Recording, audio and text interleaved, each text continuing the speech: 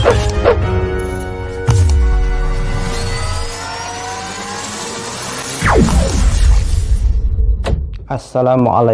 warahmatullahi wabarakatuh. Waalaikumsalam warahmatullahi wabarakatuh. A'udzubillahi minasyaitonirrajim. Bismillahirrahmanirrahim.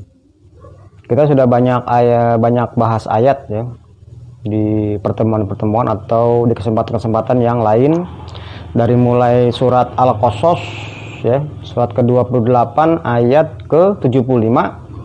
Kemudian surat An-Nahl ya, surat ke-16 ayat ke-84, 85, 86, dan terakhir kemarin surat Fatir ayat ke-40 ya. Nah, dari rangkaian penjelasan yang sudah kita bahas kesempatan lalu itu nanti akan menjadi suatu penjelasan bagi surat Al-Qasas lagi ya, kita kembali, tapi ayatnya ayat ke-74 ya, 74. Kemarin kan 75, mundur ke 74. Gitu. Jadi kita kemarin membahas penjelasannya dulu gitu, biar nanti tidak salah paham ya. Nah, terakhir surat Fatir.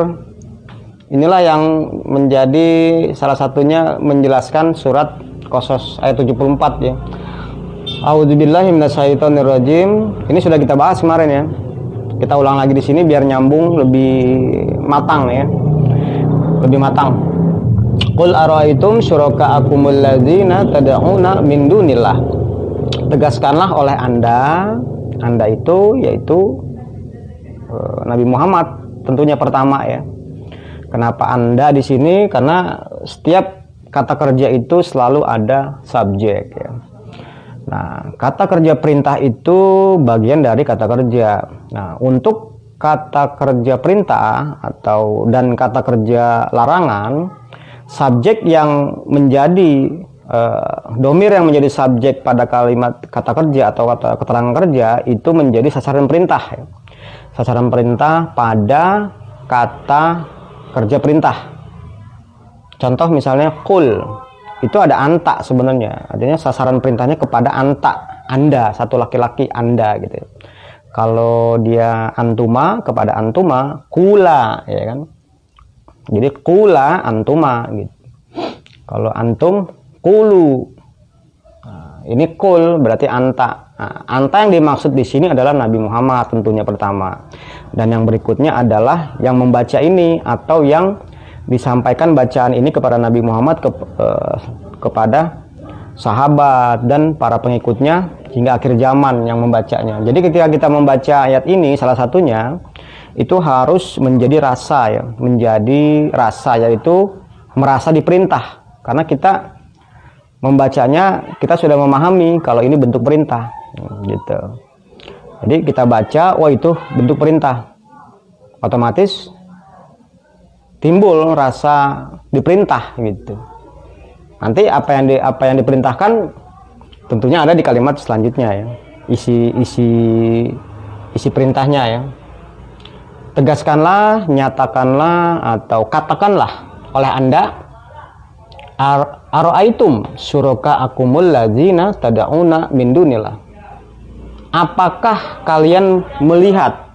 Nah, kalian ini siapa? Yaitu alladzina asyraku, orang-orang yang mengikutsertakan kebijakan lain pada kebijakan Allah. Jadi mereka selain pakai kebijakan Allah, artinya kebijakan Allah yang sudah ada, kebijakan lain selain Allah tadi diikutsertakan gitu. Nah, pelakunya itu musyrikun ya, atau alladzina asyraku. Nah, ini Nabi Muhammad, atau kita sebut saja di sini mukmin ya. Mukmin bertanya kepada alladzina asyraku tadi, apakah kalian melihat? Gitu. Apakah kalian melihat? Bentuknya bertanya ya, tetapi maksudnya bukannya bertanya dalam arti butuh jawaban di sini ya. Konteksnya nanti dia seperti tantangan gitu. Apakah kamu melihat? Gitu. Apakah kamu melihat? Apakah kalian melihat?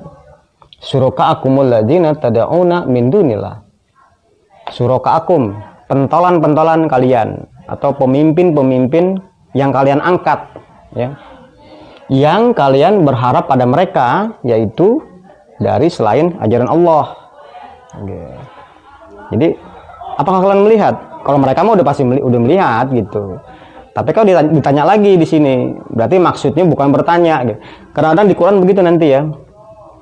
Dia bentuknya itu percakapan, tetapi di dalam percakapan itu ada kategori lagi gitu. Dan artinya kategori percakapan itu ada bentuk kalimat berita, kalimat di dalam kalimat berita nanti ada kalimat kata kerja, kata benda dan campuran.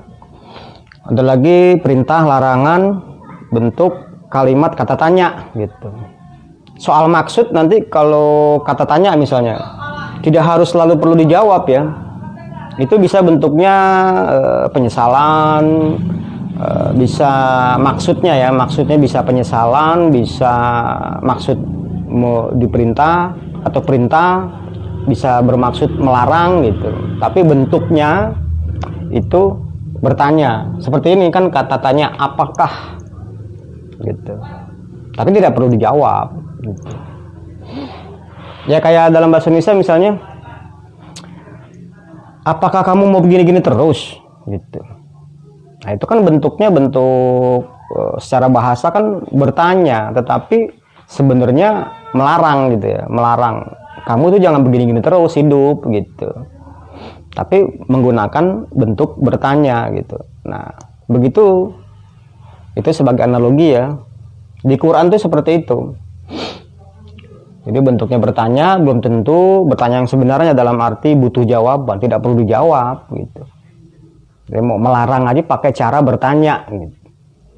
Itulah fenomena bahasa dalam Al-Quran ya. Ya bentuknya semua karena percakapan. Ada yang caranya bercerita, ada yang caranya langsung memerintah, caranya melarang, ada yang caranya bertanya gitu, dan sebagainya. Nanti kita bahas lagi lebih lengkap lagi ya tentang bentuk bahasa. Sebenarnya sudah dijelaskan juga di kesempatan lain tentang bentuk bahasa Al-Quran ya. Kembali kita lihat,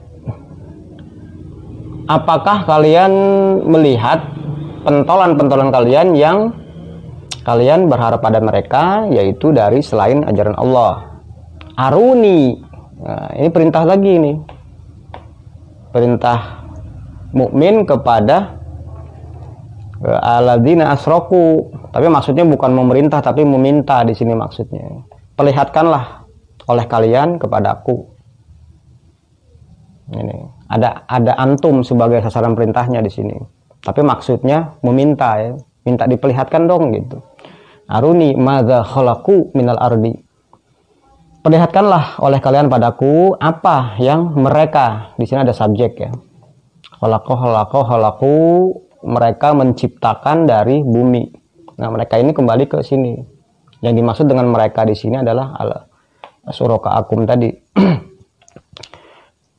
Perlihatkanlah oleh kalian kepadaku apa yang mereka atau pentolan-pentolan kalian itu ciptakan dari bumi ini. Ya. Selanjutnya, amlahum syirkun fis samawati. Ataukah ada pada mereka sirkun, syarika yasroku sirkatan, nah, bentuk masdar di sini. Artinya ikut serta atau berserikat ya. Masdarnya sirkun, keikutsertaan. Ataukah ada pada mereka keikutsertaan atau ambil bagian gitu. Apakah ada mereka itu ambil bagian gitu dalam semesta angkasa, dalam hal penciptaan juga di sini. Artinya kedua kalimat ini begini maksudnya, kalaupun mereka itu tidak menciptakan tidak bisa menciptakan apa-apa yang dari bumi. Nah, waktu Allah menciptakan semesta angkasa termasuk bumi ya, mereka itu ikut serta nggak membantu Allah gitu loh. Artinya adakah keikutsertaan? Apakah kalian itu, mereka itu ambil bagian dalam penciptaan semesta angkasa ya? Oke, makanya ataukah mereka ada pada mereka keikutsertaan dalam semesta angkasa. Kalaupun mereka tidak juga secara pasti alam ikut serta menciptakan alam semesta ini, am atainahum kitaban fahum ala bayyinatin minhu, ataukah kami, kami itu Allah ya, ataukah kami mendatangkan mereka, memberi mereka kitab, selanjutnya mereka atas rangkaian keterangan kitab tadi itu mereka hidup gitu. Mereka hidup atas dasar rangkaian keterangan darinya, dari kitab itu gitu. Kalaupun mereka bukan pencipta alam semesta, tapi pernah nggak mereka itu didatangkan kitab yang kita tahu semua ajaran dari mulai Nabi Adam itu diajarkan kepada rasul-rasulnya ya, rasul-rasulnya, bukan kepada mereka gitu. Makanya ditantang, apakah kalian pernah menerima kitab dan kalian tuh menjalani hidup dengan kitab itu gitu.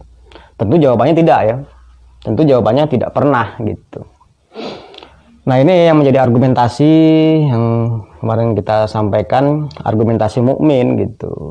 Jadi posisi Allah sebagai pencipta, mereka bukan, dia nggak usah ikut campur lah gitu dalam hal membuat segala sesuatu secara fisik ya, secara fisik, secara biologis, nggak usah ikut campur gitu.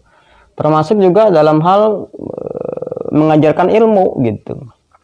Jangan ngambil alih posisi Allah gitu ya.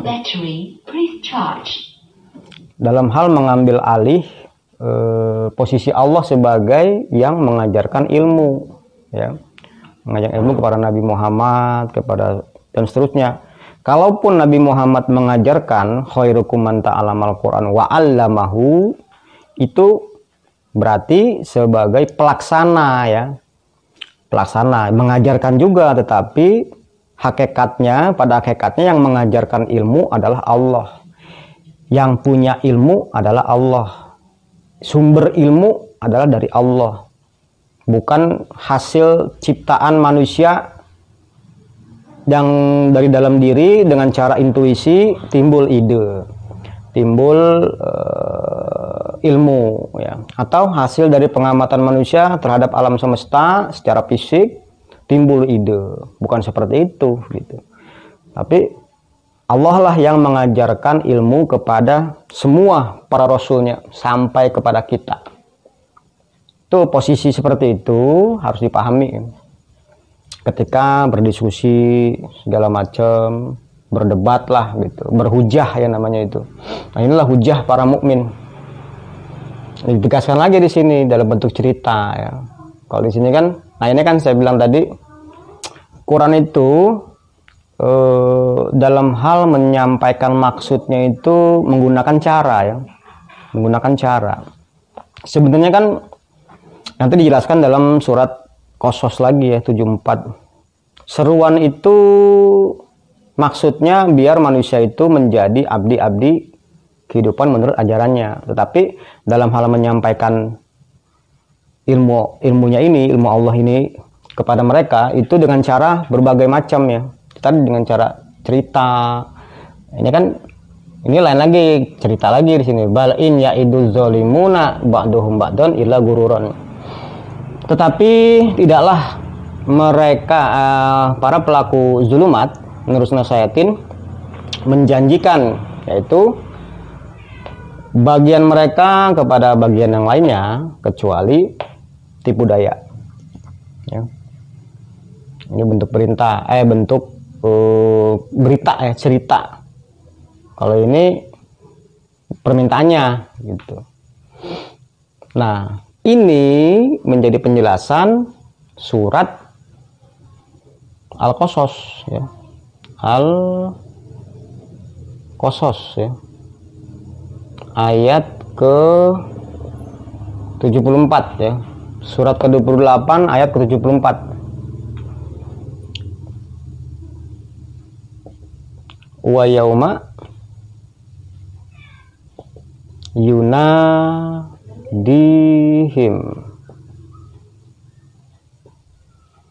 Wa yauma yunadihim fayaqulu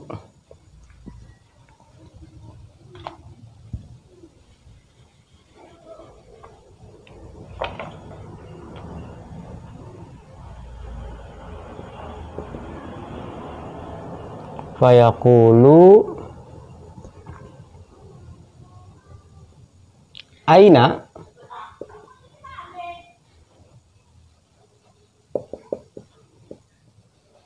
syuraka iyalladzi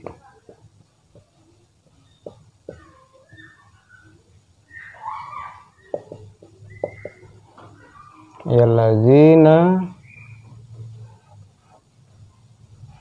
kuntum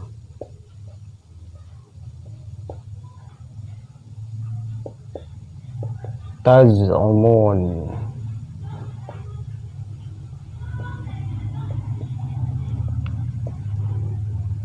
Ini surat ayat ke-74, surat Al-Qasas. Wa yauma yunadihim fayaqulu aina syuraka iyalladzina kuntum taz'umun. Yauma sudah dijelaskan tempo hari ya, dari al-yaumu artinya al-waqtu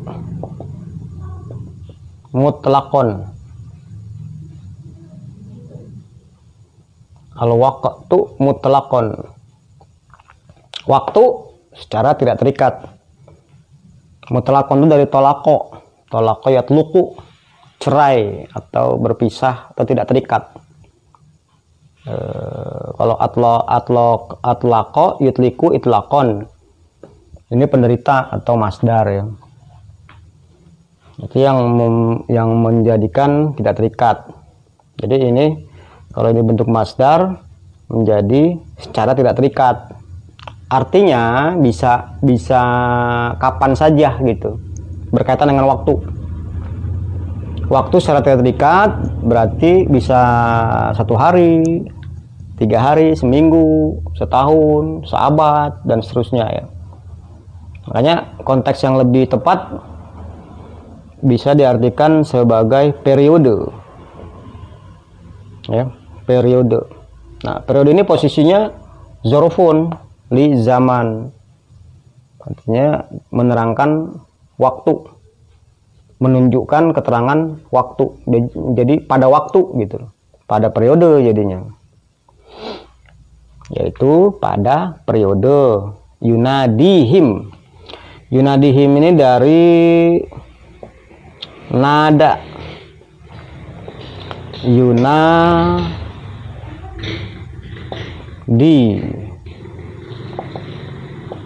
nidaan,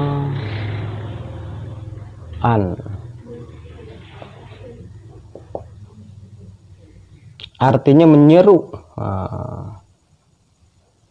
Menyeru atau mengajak ya, mengajak. Nah, di sini subjeknya adalah huwa. Huwa itu Allah ya, berarti Allah yang mengajak. Nah, di sini di surat Fatir ayat 40 yang mengajak itu mukmin atas perintah dari Allah ya. Korelasinya di mana di sini? Berarti pada hakikatnya yang mengajak Allah, tetapi pelaksana ajakan itu adalah mukmin ya. Mukmin itu maksud termasuk Nabi Muhammad gitu.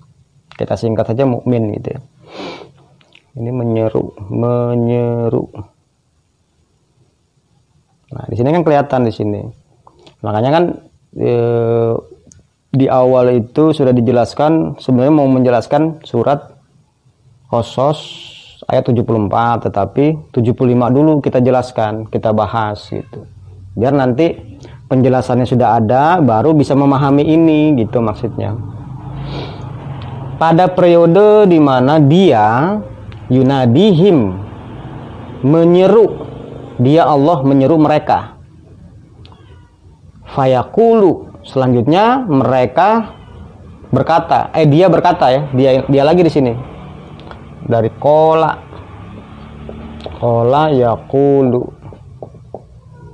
yaqulu qaulan, berkata. Isi perkataannya sebagai objek ya ini. Aina syurakai alladzina kuntum tazumun. Jadi objek di sini. Objek dari perkataan ini, perkataan dia itu Allah ya. Selanjutnya dia berkata, aina syurakai alladzina kuntum tazumun. Di mana syurakai? Nah, di sini diartikan pentolan ya. Kalau di sini pentolan, di sini pesaing ya, pesaing, maknanya jadi pesaing di sini. Dia sama-sama majemuk, tetapi pemilikannya yang menjadi mudhof ilaihnya itu berbeda di sini. Di sini mudhof ilaihnya adalah dia, ana ya, ana Allah maksudnya. Di sini kum gitu. Konteksnya sudah berbeda, walaupun katanya sama tetapi mudhof ilaihnya berbeda, esensinya menjadi berbeda. Seperti misalnya contoh dalam bahasa Indonesia begini, guru saya dengan guru pemerintah gitu. Guru pemerintah itu mengajar saya gitu, berarti saya ngikutin guru pemerintah itu. Nah, guru pemerintah itu diangkat oleh pemerintah gitu. Jadi konteks makna guru pemerintah dengan guru saya itu berbeda kan esensinya, tetapi menggunakan kata yang sama-sama menggunakan kata guru di situ. Jadi mudhof ilaihnya adalah berbeda, yang satu saya, yang satu pemerintah gitu. Nah, itu harus jeli ya dalam melihat kata majemuk dalam Al-Qur'an nanti. Jangan disamakan kayak misalnya anbiyaullahi, nabi-nabi Allah, dengan nabiyyi, nabi saya gitu. Nah, itu mudhof ilaihnya Allah. Yang nabiyyi itu mudhof ilaihnya saya, nabiku. Ya, nabiku. Yang di sana anbiyaullah, para nabi atau nabi-nabi Allah. Berarti para nabi itu Allah yang mengangkat menjadi nabiku. Bukan aku yang mengangkat nabi, tapi aku mengikuti nabi. Esensinya menjadi begitu. Menggunakan kata yang sama, nabi gitu. Tapi mudhof ilaihnya berbeda, menjadi bermakna esensinya ya, maksudnya atau konteksnya ya, konteksnya berbeda gitu. Ini juga begitu. Syuroka, di sini syuroka juga. Nah, mana tadi itu?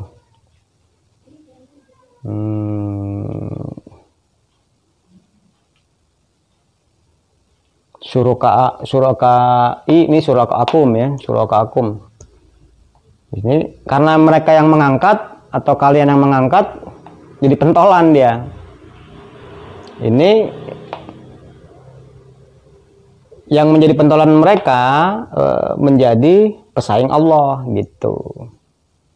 Sama-sama artinya sama, ikut serta juga, yang ikut serta gitu. Tapi esensinya atau konteksnya berbeda ketika disandarkan kepada mudhof ilaih yang berbeda gitu. Nah, harus jeli ya dalam menangkap maksud atau konteks atau esensi ya, esensi makna. Di mana pesaing-pesaingku gitu. Yang kalian, nah, za'ama yaz'umu,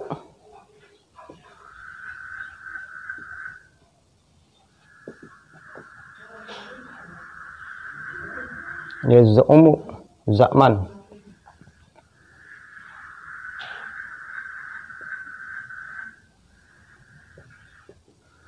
Artinya mengira. Mengira baik maksudnya di sini. Mengira baik. Karena sesuatu yang hasilnya yang mengejutkan, sesuatu yang hasilnya endingnya itu malah di luar dugaan, berarti awalnya mengira atau kira-kira gitu ya. Konteksnya gitu. Pesaing-pesaingku yang kalian mengira mereka, kalau dalam ayat lain tuh innama nahnu muslihun gitu. Kami pembina perdamaian, kami berbuat baik, padahal mereka merusak gitu. Itu kan perkiraan aja. Nah, yang kalian itu kira seperti itu gitu maksudnya.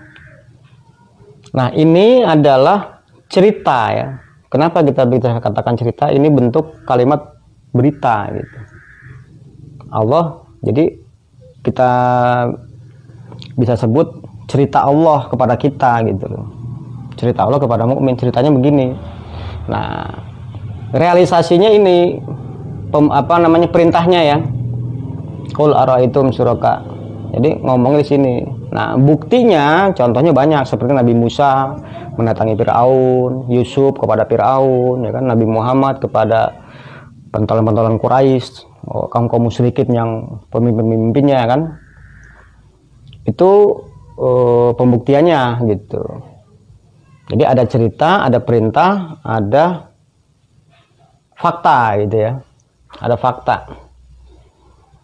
Ya kalau secara singkat tuh ada gagasan, ada pembuktian gitu. Ada gagasan, ada pembuktian, ada datanya. Semua itu ada datanya di lapangan. Ini datanya.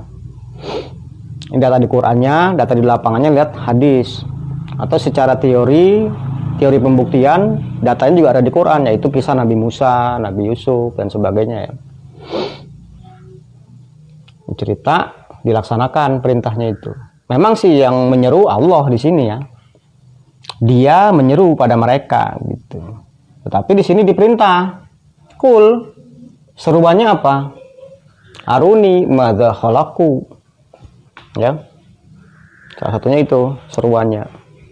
Berarti kita pelaksananya ya. Mukmin itu pelaksana dari perintah Allah. Pelaksana dari cerita Allah gitu. Pelaksana dari Allah bertanya. Pelaksana dari Allah menantang dan sebagainya. Bentuk-bentuk cara Allah menjelaskan itu di Quran banyak ya. Secara bahasanya itu banyak. Saya rasa bisa dipahami ya, mudah gitu. Tinggal kita sudah harus bisa maklum bahwa bentuk bahasa Al-Quran ini bentuknya percakapan ya. Percakapan yang sudah maklum. Contoh-contoh ciri-ciri bentuk percakapan itu kan yang sudah maklum tidak perlu disebut lagi, maknanya ditentukan oleh intonasi suara gitu dan sebagainya ya. Saya rasa itu ya bisa disampaikan dan sudah diulang-ulang terus. Kayaknya penjelasannya ini udah cukup jelas ya. Mudah-mudahan cukup jelas ya. Jadi, kalaupun belum jelas bisa ditanyakan lagi maksudnya bagaimana secara bahasa atau esensi maknanya seperti apa. Kita akhiri, semoga bermanfaat. Wassalamualaikum warahmatullahi wabarakatuh.